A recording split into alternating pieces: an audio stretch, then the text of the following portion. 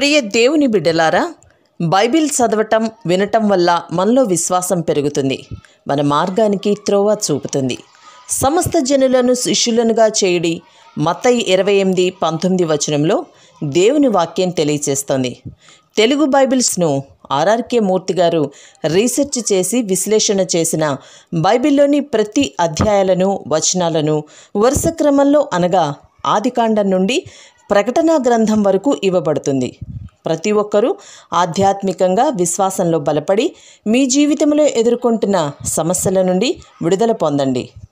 ప్రతి ఒక్కరూ మీ దీవెన టీవీని సబ్స్క్రైబ్ చేసి ఈ వాక్యాన్ని లైక్ చేసి మీ మిత్రులకు బంధువులకు షేర్ చేయండి. దేవుని సువార్తను ప్రకటింపబడుటలో మీరు పాలిభాగస్తులు కండి. ప్రియ సోదరి సోదరులారా, గత పాఠంలో మనం జ్ఞానులు తెచ్చిన కానుకలను గురించి చెప్పుకున్నాము.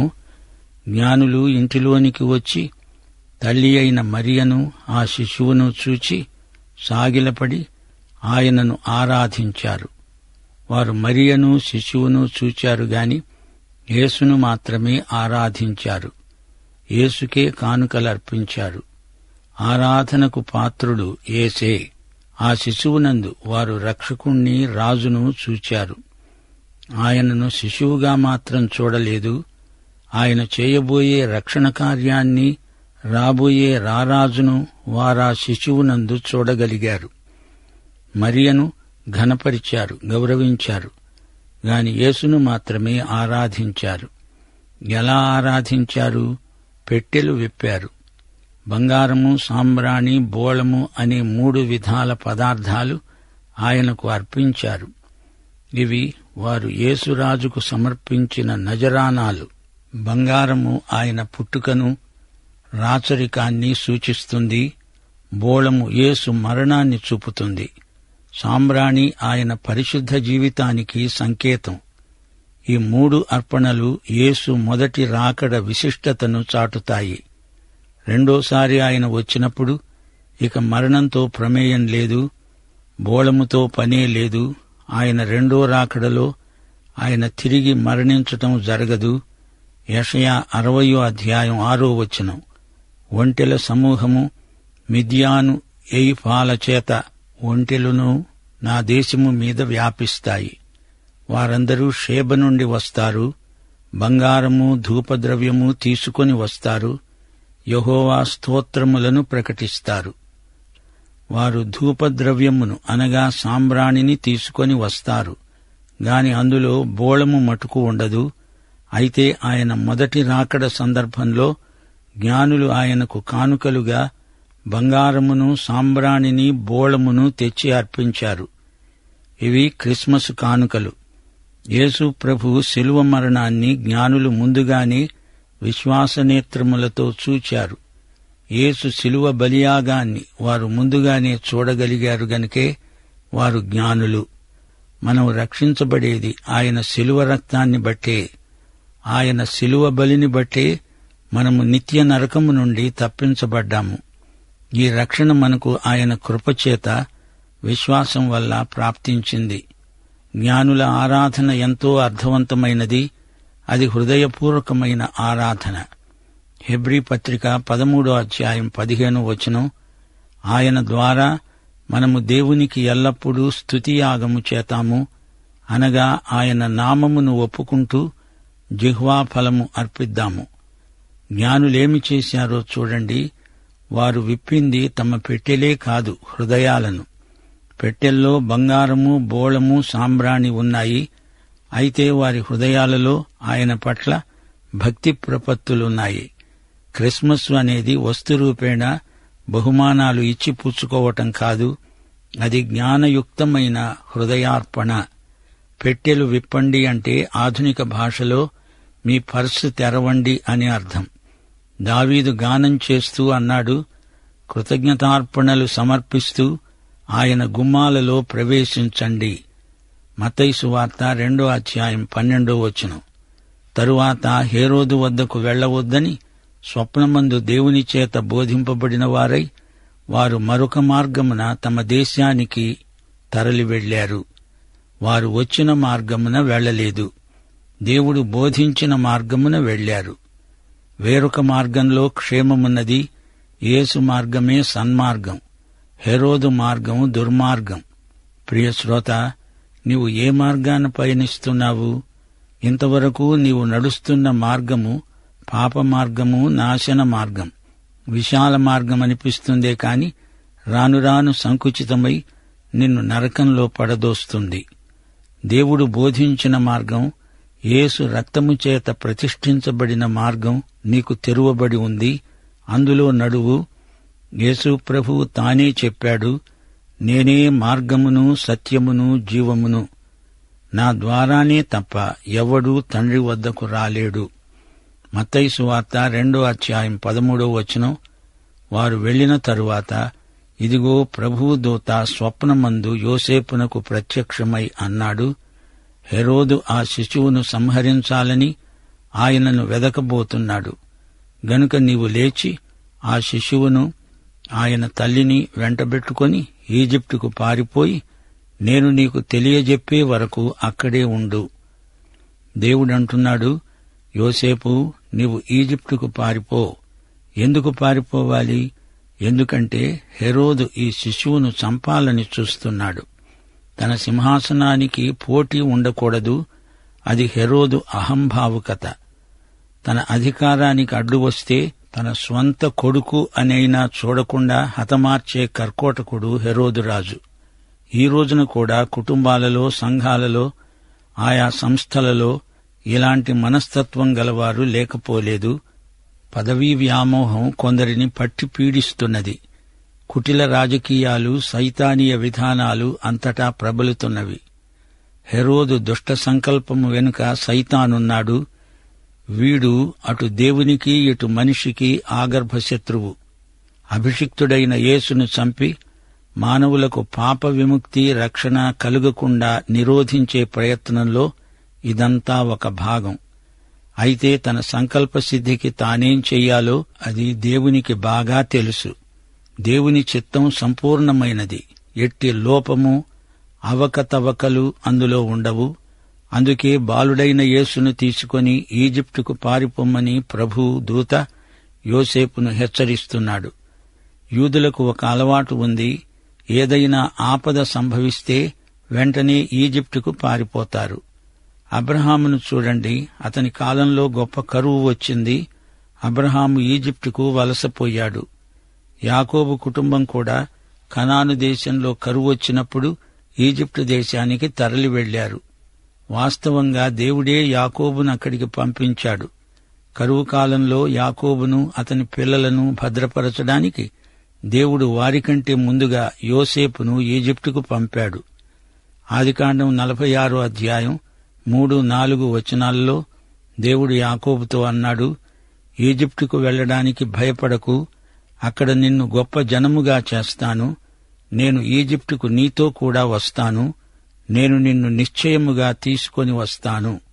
గమనించండి, ఇది దేవుని ఏర్పాటు. ఆయన చిత్తమే జరిగి తీరుతుంది.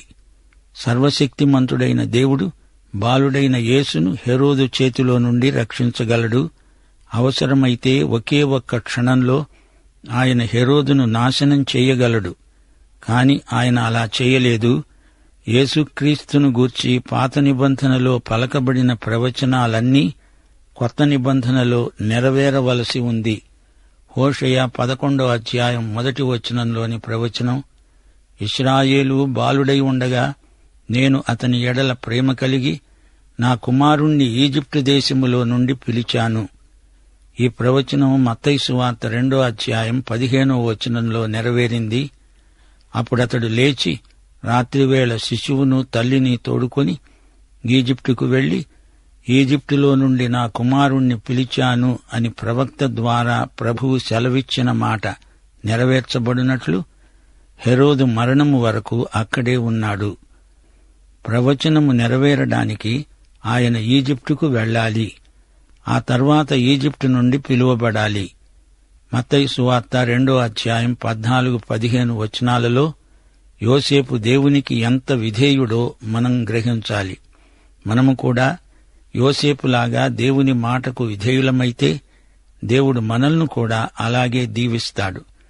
యోసేపు యొక్క విశ్వసనీయత, విధేయత ఎంతైనా ఆదర్శప్రాయమైనవి. ఎంత శ్రద్ధ చూపించాడో గమనించండి. హేరోదు కుయుక్తి, వేషధారణ, మోసం అంతా దేవునికి తెలుసు.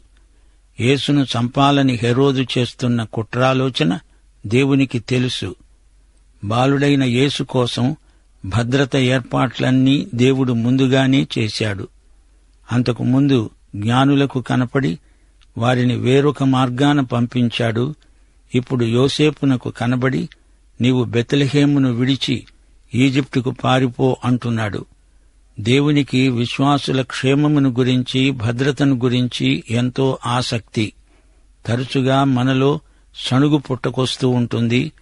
దేవుడు నన్ను ప్రేమించటం లేదు అనో, ఆయనకు నేనంటే శ్రద్ధ లేదనో ఏవేవో ఫిర్యాదులు చేస్తూ ఉంటారు. అలా కాదు. ఆయన మనలను కంటి రెప్పవలే కాపాడుతున్నాడు. దేవుని వాక్యాన్ని సంప్రదించక విశ్వాసాన్ని బలహీనపరుచుకోవడం అవివేకం. నీ తల వెండ్రుకలలో ఒక్కటి కూడా దేవుని సెలవు లేకుండా రాలదు. దేవునికి మనమన్నా, మన కుటుంబాలన్నా ఎంతో శ్రద్ధ, ఎంతో ప్రేమ. ఆయా పనులతో సతమతమవుతూ వ్యవహారాలలో మునిగిపోయి కుటుంబాలను నిర్లక్ష్యం చేసేవారు ఎందరో ఉన్నారు. కుటుంబం మనకు దేవుడిచ్చిన గొప్ప దీవెన. ఒక విశ్వాసి జీవితంలో కాని, సేవకుని జీవితంలో కాని ప్రభువుకే ప్రథమ స్థానమివ్వాలి. దేవుడు మనకిచ్చిన కుటుంబాలను శ్రద్ధగా, జ్ఞానయుక్తంగా చూసుకోవాలి. స్థానిక సంఘాలతో మంచి సహవాసం కలిగి ఉండాలి. సత్సంబంధాలు నిర్వహించుకుంటూ ఉండాలి. ఈ విధంగా సంబంధాలకు న్యాయం చేకూర్చిన వారమై జయ జీవితాన్ని గడపగలం. విశ్వాసి తన కుటుంబాన్ని ఎంతో జాగ్రత్తగా చూసుకోవాలి, కాపాడుకోవాలి. కుటుంబంగా ప్రతిరోజు దేవుని కృపాసనమును సమీపించి ప్రార్థించాలి. బాల్యదశలోనే పిల్లలు వాక్యం బాగా నేర్చుకొని ఉండాలి. ఆదివారం క్రమంగా ఇంటిల్లిపాది మందిరానికి వెళ్ళాలి. బాల్యదశలోనే దాతృత్వపు పాఠాలు పిల్లలు నేర్చుకొని ఉండాలి. దేవునికి ఇవ్వటమంటే ఏమిటో పిల్లలకు అర్థమయ్యేటట్లు తల్లిదండ్రులు నేర్పాలి. కుటుంబమంతా అన్ని విషయాలలో ప్రభువును మహిమపరిచేటట్లు ఉండాలి. కుటుంబంలో ఆధ్యాత్మిక నైతిక విలువలు దిగజారిపోకుండా చూసుకోవాలి. క్రైస్తవ కుటుంబాలు దేశంలో దేవుని పక్షాన ఆదర్శప్రాయంగా జీవించాలి. మత్తయి సువార్త 2:16 ఆ జ్ఞానులు తనను అపహసించారని హేరోదు గ్రహించి బహు ఆగ్రహము తెచ్చుకొని తాను జ్ఞానుల వలన వివరముగా తెలుసుకున్న కాలమును బట్టి బెత్లెహేములో దాని సకల ప్రాంతాలలో 2 సంవత్సరాలు మొదలుకొని తక్కువ వయస్సు గల మగపిల్లలందరినీ వధించాడు. హేరోదు ఆగ్రహం రెచ్చిపోయింది. అతని ఆగ్రహంలో అసూయ ఎక్కువగా ఉంది.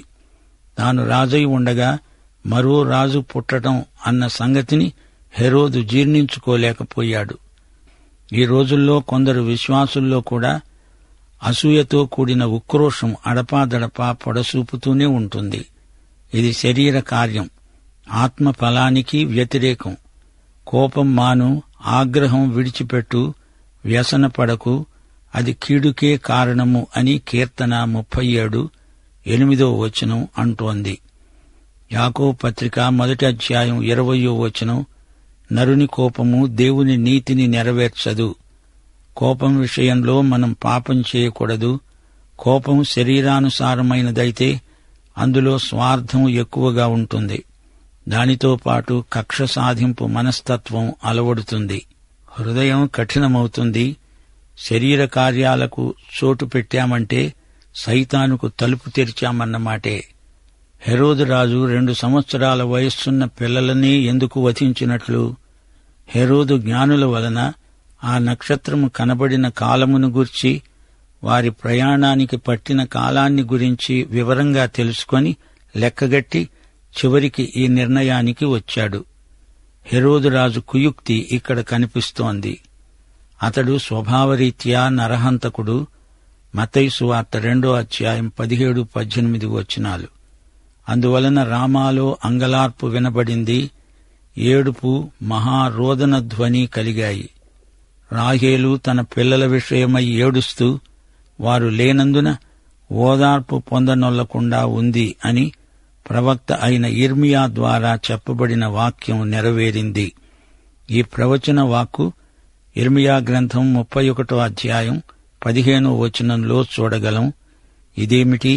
బెత్లెహేములో యేసు పుడితే రామాలో అంగలార్పు వినబడటమేమిటి? బెత్లెహేముకు రామాకు ఉన్న సంబంధమేమిటి? చిన్నపిల్లలను బెత్లెహేములో చంపితే ఏడుపు రోదన బెత్లెహేములోనే వినబడాలి గదా.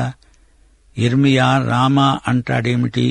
యెరూషలేము కేంద్ర పట్టణం, దానికి దక్షిణంగా బెత్లెహేము ఉంది, ఉత్తరాన రామా ఉంది.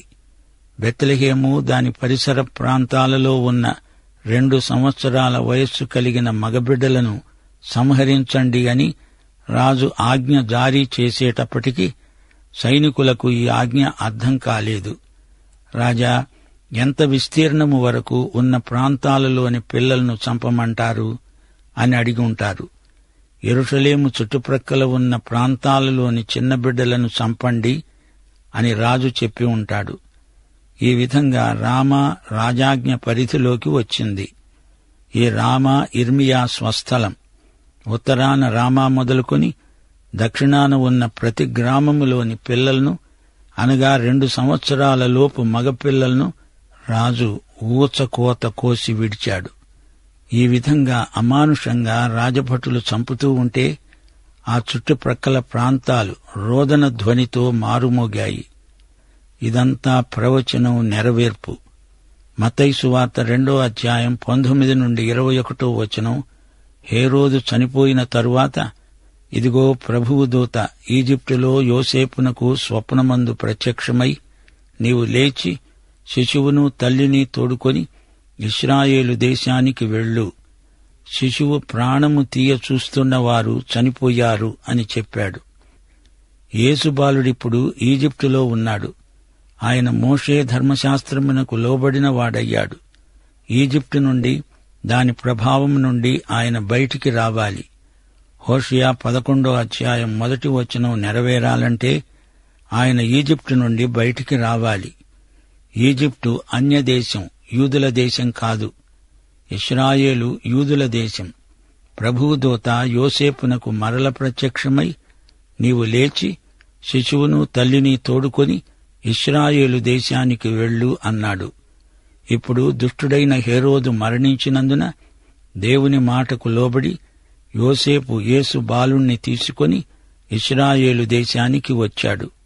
అయితే యోసేపు ఇశ్రాయేలు దేశానికి వచ్చేసరికి ఆ దేశాన్ని హెరోదు రాజు కుమారుడైన అర్కెలాయు పరిపాలిస్తున్నాడు. ఇతడు తన తండ్రిని మించిన దుర్మార్గుడు. కాబట్టి యోసేపు ఇశ్రాయేలు దేశాన్ని విడిచి నజరేతుకు వచ్చేశాడు. మత్తయి సువార్త 2వ అధ్యాయం 22, 23 వచనాలు. అర్కెలాయు తన తండ్రి అయిన హెరోదునకు ప్రతిగా యూదయ్య దేశాన్ని ఏలుతున్నాడని విని అక్కడికి వెళ్లడానికి వెరచి, స్వప్నమందు దేవుని చేత బోధించబడినవాడై గలిలయ ప్రాంతాలకు వెళ్లి నజరేతు అనే ఊరికి వచ్చి అక్కడ కాపురమున్నాడు. ఆయన నజరేయుడు అనబడతాడని ప్రవక్తలు చెప్పిన మాట నెరవేరటానికి ఈలాగు జరిగింది. మరియ యోసేపుల స్వగ్రామం నజరేతు. అదొక చిన్న ఊరు. దానికి ఎట్టి ప్రాధాన్యమూ లేదు. యోహాను సువార్త 1వ అధ్యాయం 46వ వచనంలో నతనయేలన్నాడు, నజరేతు నుండి మంచిది ఏదైనా రాగలదా? యేసు నజరేయుడు, అనగా నజరేతు నివాసి అని అర్థం. నజరేయుడు అంటే అనామకుడు అని భావం. ప్రజల చేత తిరస్కరించబడినవాడు అనే ప్రవచనం ఇందులో నెరవేరింది. నజరేయుడు అంటే నాజీరు వ్రతం అవలంబించినవాడు అని పొరపడకండి. యేసు ప్రభువు నాజీరు వ్రతం పట్టలేదు. క్రీస్తు దేవుని చేత అభిషేకించబడినవాడు. మత్తయి సువార్త 2వ అధ్యాయంలో మొత్తం 4 ప్రవచనాల నెరవేర్పు ఉంది. 1 మీకా 5వ అధ్యాయం 2వ వచనం, యేసు ప్రభువు బెత్లెహేములో పుడతాడు. మత్తయి సువార్త 2వ అధ్యాయం 5వ వచనం, ఆయన పుట్టాడు. 2వ ప్రవచనం హోషేయ 11వ అధ్యాయం 1వ వచనం, ఈజిప్టులో నుండి నా కుమారుణ్ణి పిలిచాను. మత్తయి సువార్త 2వ అధ్యాయం 15వ వచనంలో ఇది నెరవేరింది. 3వ ప్రవచనం యిర్మీయా 31వ అధ్యాయం 15వ వచనం, రామాలో అంగలార్పు వినబడింది. మత్తయి 2వ అధ్యాయం 17వ వచనంలో ఇది నెరవేరింది. ఇక 4వ ప్రవచనం యెషయా ప్రవచనం, ఆయన నజరేయుడు అని పిలువబడతాడు. ఇది మత్తయి సువార్త 2వ అధ్యాయం 23వ వచనంలో నెరవేరింది. యేసుక్రీస్తు ప్రవచనములను నెరవేర్చిన మెస్సీయా. ఆయనకే మహిమా ప్రభావములు యుగయుగములకు చెల్లునుగాక. ఒకటి మీరు జ్ఞాపకముంచుకోవాలి. జ్ఞానులు నక్షత్రాన్ని తమ స్వస్థలంలో చూచినప్పటి నుండి వారు యేసును చూచే వరకు ఇంచుమించు 2 సంవత్సరాలు పట్టింది. అప్పటికి యేసు శిశువు బెత్లెహేము నుండి నజరేతుకు కొనిపోబడ్డాడు. జ్ఞానులు యేసును నజరేతులో చూచారు, బెత్లెహేములో కాదు. ప్రభు అయిన యేసుక్రీస్తు వారి కృప, తండ్రి అయిన దేవుని ప్రేమ, పరిశుద్ధాత్మ యొక్క అన్యోన్య సహవాసము మనకు నిత్యత్వము పర్యంతము తోడై ఉండునుగాక. ఆమేన్.